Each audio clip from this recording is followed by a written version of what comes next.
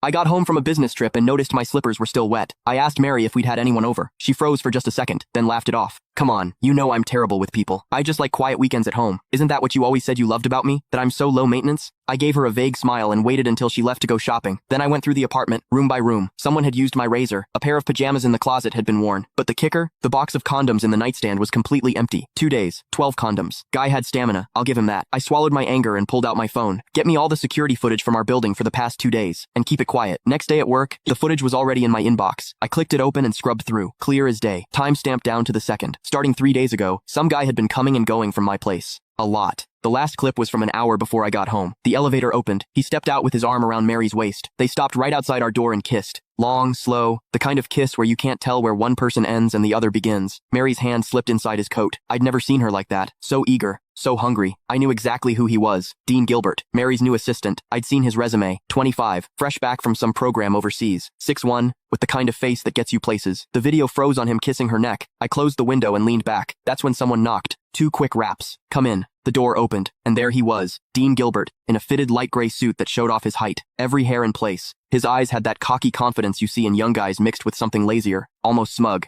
He was holding a folder. Chairman Dickerson. His voice was all business. President Henson asked me to bring over the year-end bonus list for your signature. He walked to my desk and set the folder down. No small talk. Didn't leave. Just stood there, waiting. Perfect posture. But his eyes drifted past me to the bookshelf like this was just some boring errand. I looked up at him. He didn't flinch. He even smiled, a smile that was hard to read. Normally, when Mary sent stuff like this or had her secretary bring it, I'd glance at the total and sign. She handled HR and finance. I'd always given her free rein. But today, I picked up the folder, opened it. I went through page by page. Bonuses ranged from tens of thousands to a few $100,000, nothing unusual for this year. Then I hit the last page. My hand stopped. Next to Dean Gilbert's name was a long string of numbers. Year-end. Bonus. $1 million.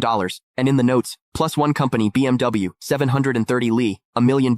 A BMW 7 Series, for an assistant who'd been here less than 6 months. I stared at that number for 2 seconds. Then I looked up. Dean was watching me. That little smile had gotten bigger, and there was something in his eyes, now impatience. Chairman Dickerson, is there a problem? His tone was still polite, but there was an edge, a push. Miss Henson is waiting to head out. He made sure to emphasize those last words. I picked up my Mont Blanc pen and uncapped it. The tip hovered over the signature line. Didn't touch down. Mr. Gilbert, you've been with the company about 5 months now, right? My voice gave nothing away. 1 week shy of 5 months. Quick answer. Smooth. I said nothing. I signed. Thank you, Chairman Dickerson. He took the folder back, flipped to check my signature, then closed it. And right as he turned to leave, I caught it. His lips moved. Fast and silent. No sound. But I could read it clear as day. 3 syllables. Old bastard. He didn't even bother closing the door behind him. I stayed in my chair. Didn't move. The pen cap clicked back into place. Sunlight streamed through the window, falling across my desk.